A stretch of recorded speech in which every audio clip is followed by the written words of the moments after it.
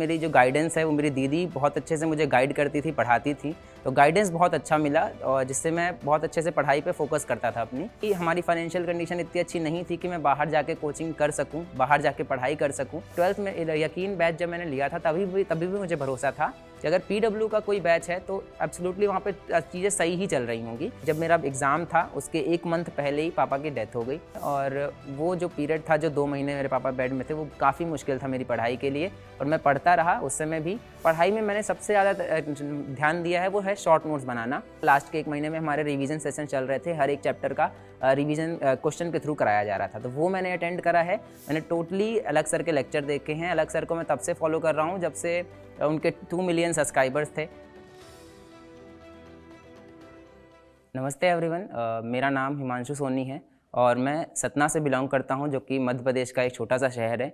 और मेरी कहानी कुछ इस तरीके से रही है कि बचपन से लेकर जो 12th क्लास तक मेरे पापा जो हैं वो मेरी लाइफ में काफ़ी बड़ा रोल प्ले करते हैं, क्योंकि मैंने यकीन 2022 बैच से पीडब्ल्यू के अपना सिलेक्शन लिया नीट में और ये 2022 में मेरा सिलेक्शन हुआ, जिसमें मेरे 6 से 26 मार्क्स आए और 10,719 रैंक आई और जिससे मुझे अपने स्टेट के best college MGM medical college Indore में अभी एडमिशन मिला है और मैं 1 साल वहाँ पढ़ चुका। 1 साल मेरा हो गया है, अभी मैं 2nd ईयर में हूँ। बात करता हूँ यार बचपन से, तो मेरे पापा जो हैं वो मेडिकल फील्ड में ही थे, पर वहाँ काफ़ी छोटी जॉब थी पापा की। पापा वहाँ पे फ़ाइल वगैरह बनाया करते थे, जो पर पेशेंट होते हैं उनकी फ़ाइल्स कंप्लीट करना और जो उनका कॉस्ट लगा पूरे ट्रीटमेंट में, ये सब का काम मेरे पापा करते थे। और उस समय भी जब मैं छोटा सा था तो मेरे एक भाई हैं, है ना, एक और 2 बहनें हैं, तो सब मेरे से बड़े हैं, मैं सबसे छोटा था। तो काफ़ी फाइनेंशियली इतने स्ट्रांग नहीं थे हम, क्योंकि पापा की बस जॉब थी। बाकी जो हमारे भैया हैं वो उस समय पढ़ाई कर रहे थे बाहर, भोपाल में पढ़ाई करते थे और मेरी जो बहनें थी उनका भी खर्चा था। तो हमने जो स्कूलिंग करी है वो काफ़ी एक नॉर्मल प्राइवेट स्कूल से था, जो मैं सीबीएसई स्कूल जो सबसे सस्ता होता है सतना में, वहाँ से मैंने पढ़ाई करी। फिर धीरे धीरे यार, लेकिन ये था कि मैं पढ़ाई में काफ़ी अच्छा था, क्योंकि मेरी जो गाइडेंस है वो मेरी दीदी बहुत अच्छे से मुझे गाइड करती थी, पढ़ाती थी, तो गाइडेंस बहुत अच्छा मिला और जिससे मैं बहुत अच्छे से पढ़ाई पे फोकस करता था अपनी। 9 तक मैं बहुत अच्छे से पढ़ाई किया और फिर 10th क्लास में मेरी स्कूल में भी मेरी फर्स्ट रैंक आई, तो काफ़ी खुश था मैं, क्योंकि मैंने बहुत मेहनत करी थी 10th क्लास के लिए, बहुत सारे मटेरियल्स से पढ़ाई करी। और अगर 10th क्लास की बात करूँ मैं इन स्टूडेंट्स के लिए जो 10th क्लास बहुत अच्छे से प्रिपेयर करना चाहते हैं, तो अलॉन्ग विथ एनसीईआरटी आप अगर एसचंद बुक एक होती है जो कि मैंने पढ़ी थी, बहुत शानदार बुक है वो, उसको मैं प्रेफर करूँगा कि आप ज़रूर उससे एक बार पढ़ाई करें। फिर आते हैं अपन 11th और 12th में। तो 11th 12th तो अच्छा था, 11th क्लास बहुत अच्छी थी और मुझे 10th में ही पता चल गया कि अगर मुझे डॉक्टर वाली फील्ड में जाना है, डॉक्टर बनना है, तो कहीं ना कहीं नीट का एग्ज़ाम देना पड़ेगा। और जो नीट का एग्ज़ाम था उसके बारे में मुझे कोई नॉलेज नहीं था, बस मुझे ये पता था क्योंकि मैंने हॉस्पिटल में ना पापा के अराउंड हमेशा ये देखा कि पापा जो सबसे ज़्यादा जिनकी रिस्पेक्ट करते हैं वो डॉक्टर हैं, और अगर हॉस्पिटल में सबसे ज़्यादा किसी की इज्जत है तो वो डॉक्टर हैं। तो वहाँ से देख के मुझे इंस्पिरेशन मिली कि मुझे भी डॉक्टर बनना है। तो वही सपना लेके 10th क्लास से मैंने ये सोचा कि बिल्कुल मैं अब तो डॉक्टर ही बनूंगा, और उसके लिए नीट का एग्ज़ाम निकालना पड़ता है। तब मुझे उसके बारे में नॉलेज नहीं थी, इसलिए मैंने 11th क्लास में ये सोचा कि अभी मैं प्रिपरेशन स्टार्ट करता हूँ, थोड़ा सर्च करता हूँ। तो नीट के बारे में ये पता चला कि ऐसे ऐसे एग्ज़ाम होता है, कोचिंग लेनी पड़ती है। बट एट दैट टाइम क्योंकि हमारी फाइनेंशियल कंडीशन इतनी अच्छी नहीं थी कि मैं बाहर जाके कोचिंग कर सकूँ, बाहर जाके पढ़ाई कर सकूँ, इसलिए मैं बाहर नहीं जा पाया, है ना। बड़ी बड़ी कोचिंग में मैंने पता करा कि 1 साल का मैं रहूँगा अगर तो 1.5 से 2 लाख रुपए खर्चा आएगा, जो कि कहीं से मैं अफोर्ड नहीं कर सकता था उस टाइम पे। पर फिर मैंने ये ट्राई करा कि 11th क्लास में अपने स्कूल नॉर्मली पढ़ता हूँ, 12th क्लास 1 साल के लिए मैं कैसे भी फैमिली को भी कन्विंस करूँगा, या तो भैया और पापा को कन्विंस करके कहीं से हम पैसे जोड़ के बाहर जाके मैं तैयारी करूँगा। लेकिन 11th क्लास जब मैं पढ़ रहा था तो उस समय मैंने सिर्फ स्कूल के लिए पढ़ाई करी और नहीं फोकस करा उस समय नीट पे, क्योंकि लगा मुझे कि 1 साल जब मैं 12th पढ़ूंगा उस दौरान मैं नीट के हिसाब से पढ़ाई करूंगा। तो फिर मैंने स्कूल के लिए प्रिपरेशन करी और स्कूल में मेरे बहुत अच्छे मार्क्स आए। और जब स्टार्ट होती है मेरी 12th क्लास, तो उस समय भी घर में बोला गया, मैंने बोला भी काफ़ी कि मेरे को जाना है, बट कंडीशन ऐसी आ गई कि नहीं हम जा पाए। उस समय भी बोला गया मेरे घर में कि आप ऑनलाइन कर लो, आप ऑनलाइन प्रिपरेशन कर लो कहीं से। लेकिन उस समय ऑनलाइन प्लेटफॉर्म कोई ऐसा था ही नहीं जहाँ मैं भरोसा कर सकूँ, जहाँ मैं पढ़ सकूँ।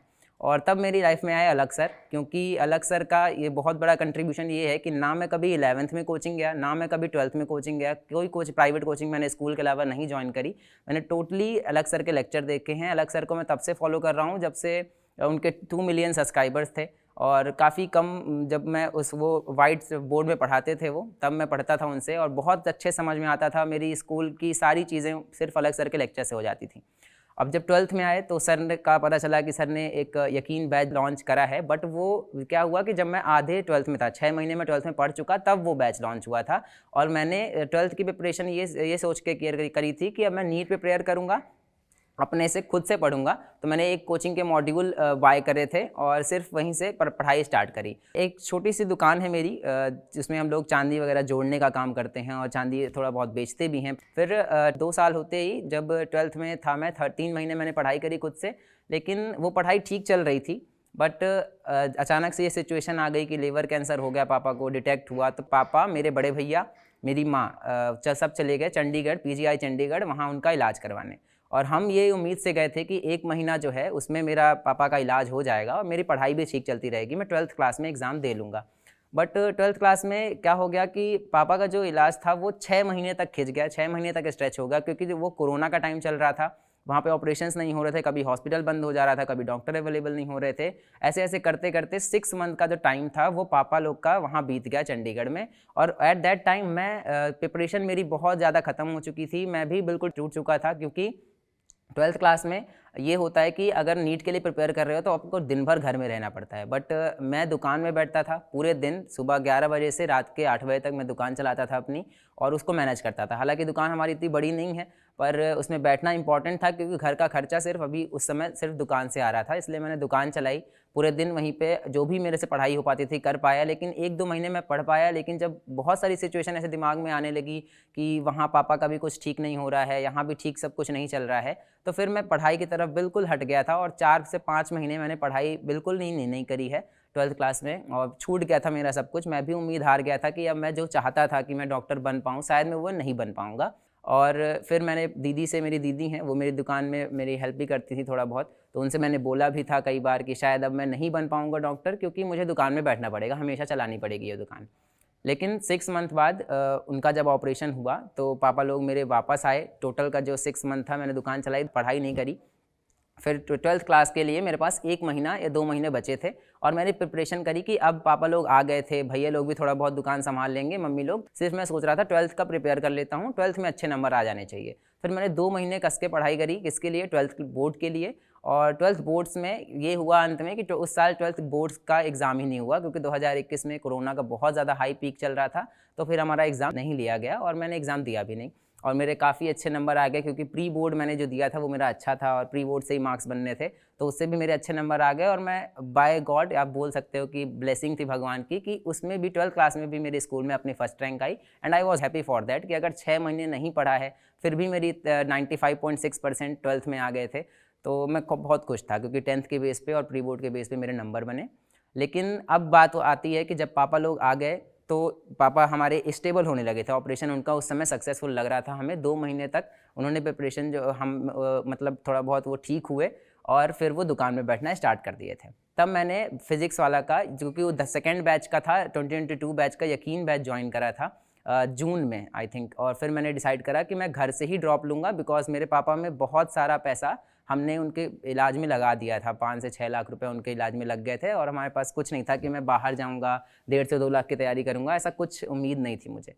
फिर मेरे भैया ने बोला कि अगर आप पढ़ रहे हो या अलग सर से पढ़ रहे थे अभी तक, तो मैंने बहुत कनेक्शन फील किया है उनसे। और ये बात मैं बिल्कुल दिल से कहना चाहता हूँ कि 11 12 तो ठीक है प्रिपरेशन करी मैंने, और 12th में यकीन बैच जब मैंने लिया था तभी भी मुझे भरोसा था कि अगर PW का कोई बैच है तो एब्सोल्युटली वहाँ पे चीज़ें सही ही चल रही होंगी। और 2021 का मैंने रिजल्ट सेलिब्रेशन भी देखा था, तो बहुत सारे बच्चे सेलेक्ट हुए, तो मुझे भी उम्मीद आई कि हाँ मैं भी सेलेक्ट हो जाऊँगा अगर मैं अच्छे से पढ़ता हूँ। तो मैंने प्रिपरेशन स्टार्ट करी। 4-5 महीने 6 महीने तक मेरी प्रिपरेशन बहुत अच्छी चली है। 6 महीने मैंने इतना अच्छे से पढ़ाई करी है, नो बैकलॉग्स, सारे टेस्ट कंप्लीट थे मेरे, और मेरे टेस्ट में काफ़ी अच्छे नंबर आ रहे थे। 680, 670, 690 तक मैं आराम से गेन कर ले रहा था और मैं रिवीजन भी कर ले रहा था। पर वो कहते हैं कि अगर डिफ़िकल्ट सिचुएशन आनी होती है तो फिर वो वापस आती है, और ये हुआ भी। मेरे पापा का 6 मंथ के बाद की जो कंडीशन थी वो बिगड़ने लगी फिर से, और वो जो पापा का कैंसर था वो स्प्रेड होने लगा, उनका जो कैंसर था स्पाइनल कॉर्ड तक में स्प्रेड हो गया था। फिर क्या हुआ कि पापा नहीं बैठने लायक बचे दुकान में, तो फिर मैंने 6 महीने के बाद अलॉन्ग विद दुकान भी चलाई। सुबह सुबह जाता था, भैया मेरे शाम को 5 बजे लौटते थे अपने काम से, 5 के बाद भैया हैंडल करते थे, लेकिन सुबह 11 से 5 तक मैं अपने दुकान में बैठता था। और वहीं मैंने, क्योंकि बेस्ट तरीका ये था कि ऑनलाइन बैच था, ऑनलाइन बैच में ये बहुत अच्छा रहता है कि आप कहीं से भी लेक्चर ले सकते हो, और वो मेरे लिए बहुत बेनिफिट था, क्योंकि फिजिक्स वाला ने वो ऑनलाइन प्रोवाइड कर दिया मेरे फ़ोन में। रिकॉर्डेड लेक्चर जो होते हैं मैंने हमेशा वही देखा है, लाइव लेक्चर मैं कभी अटेंड नहीं कर पाता था, बिकॉज मेरा टाइम शेड्यूल जो था दिन का वो अलग था, और लेक्चर्स 8 बजे से आने लगते थे, पर मुझे वहाँ पर जब दुकान जाता था मैं तो 10-11 बजे से मेरी पढ़ाई स्टार्ट होती थी। तो मैंने 11 बजे से फिर वहीं पे बैठ के लेक्चर देखा है, वहीं पे नोट्स बनाए हैं, और कोशिश करता था जब तक मैं दुकान में बैठ रहा हूँ तब तक मैं अपनी नोट्स वाला काम और लेक्चर वाला काम कंप्लीट कर लूँ। तो मैं कभी कभी 3 लेक्चर कंप्लीट कर लेता था, कभी कभी 2 लेक्चर कंप्लीट कर लेता था। फिर मैं जब घर वापस आता था तब मैं अपनी प्रिपरेशन ढंग से कर पाता था, और वो जो मैंने पढ़ा है उसको रिवाइज़ करता था। और क्योंकि वहाँ पे डिस्टर्बेंस नहीं होता था, घर में सब लोग सो चुके होते थे तो शांति रहती थी, तब मैं उस समय अच्छे से पढ़ाई करता था। 5 बजे सो के फिर से मैं 10 बजे सुबह उठता था और 11 बजे तक दुकान पहुंच जाता था, दुकान में फिर बैठने लगता था। ये मेरा उस समय शेड्यूल चला था 3 महीने तक। बट उससे भी बुरी कंडीशन ये आई कि पापा का जो कैंसर था वो काफ़ी ज़्यादा फैल चुका था, उनका पूरा बॉडी पैरालाइज हो चुकी थी, वो पूरे एक बिस्तर में पड़े रहते थे, और जिस कमरे में वो पड़े रहते थे उसी के एक कमरे बगल में ही मैं पढ़ाई करता था। रात भर मेरे पापा बस चिल्लाते रहते थे, दर्द के मारे, इतना दर्द होता था उन्हें, और हमें देखा नहीं जाता था। और जो पापा थे उस समय, फिर जब मेरा एग्ज़ाम था उसके 1 मंथ पहले ही पापा की डेथ हो गई, हम नहीं बचा पाए उन्हें। और वो जो पीरियड था, जो 2 महीने मेरे पापा बेड में थे, वो काफ़ी मुश्किल था मेरी पढ़ाई के लिए, पर मैं पढ़ता रहा उस समय भी, और कोशिश करता था मैं कि जितनी भी चीज़ें पढ़ रहा हूँ, अब मैं पढ़ाई की बात करूँ कि क्या-क्या मैंने उस फॉलो करा कि मैं सब कुछ मैनेज कर पाया, तो पढ़ाई में मैंने सबसे ज़्यादा ध्यान दिया है वो है शॉर्ट नोट्स बनाना। वो मुझे बाद में बहुत हेल्प किए, और जब मेरा 1 मंथ बचा था, पापा की डेथ हो गई, फिर 15-20 दिन तक तो जो वो रिचुअल्स वगैरह होते हैं उसमें मेरा पूरा टाइम वेस्ट हो गया, नहीं पढ़ पाया मैं। लेकिन 1 मंथ बचा था, पापा की डेथ मई 18 को हुई थी और मेरा एग्ज़ाम था 17 जुलाई को। तो मैंने पूरी रिवीजन अपनी सिर्फ मोस्टली बहुत ज़्यादातर प्रेफर करता था कि शॉर्ट नोट से कर लूँ। जो चैप्टर डिफ़िकल्ट लगता था उन चैप्टर्स को मैं मेन नोट से पढ़ता था और उसके क्वेश्चन सॉल्व करता था। मॉड्यूल मैंने पीडब्ल्यू का लेके रखा था, जिससे मैं पीडब्ल्यू के टॉपिक वाइज क्वेश्चंस जो हैं वो वहाँ से कर पाऊँ। और जो टीचर्स हैं बहुत हेल्पफुल थे, क्योंकि मैंने देखा है एंड तक टीचर ने हाथ नहीं छोड़ा, एंड तक उन्होंने सारे चैप्टर्स पढ़ाए हैं। साथ ही साथ लास्ट में मुझे लगा कि अब रिवीजन थोड़ी ना कराएंगे, क्योंकि उनका तो काम खत्म, लेक्चर रिवीजन हो गया, बट एंड तक उन टीचर्स ने रिवीजन तक कराया, हर एक चैप्टर में क्वेश्चन प्रैक्टिस कराई, जो कि बहुत अच्छा था। वो मुझे बहुत हेल्प करा। लास्ट के 1 महीने में हमारे रिवीजन सेशन चल रहे थे, हर एक चैप्टर का रिवीजन क्वेश्चन के थ्रू कराया जा रहा था, तो वो मैंने अटेंड करा है। और जो टेस्ट में मेरे क्वेश्चन गलत होते थे उनको मैं मार्क करता रहता था।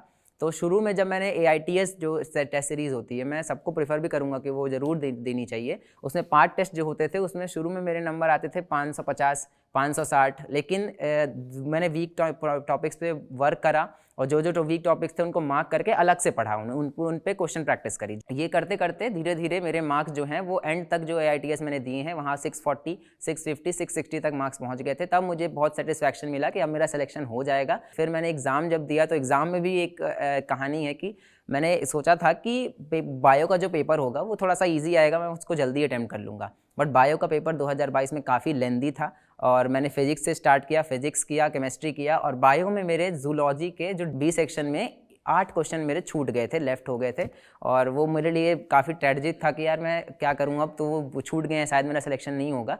लेकिन जब मैंने मार्क्स कैलकुलेट करे घर में जाके, तो वो छूटने के बाद भी मेरे काफ़ी अच्छे मार्क्स आ रहे थे, 626 मार्क्स आ भी रहे थे, मैं उस समय कैलकुलेट किया था, और फाइनली मेरे मार्क्स 626 ही आए, और मुझे अपने स्टेट का बेस्ट कॉलेज मिला। तो यही है मेरी कहानी। Thank you.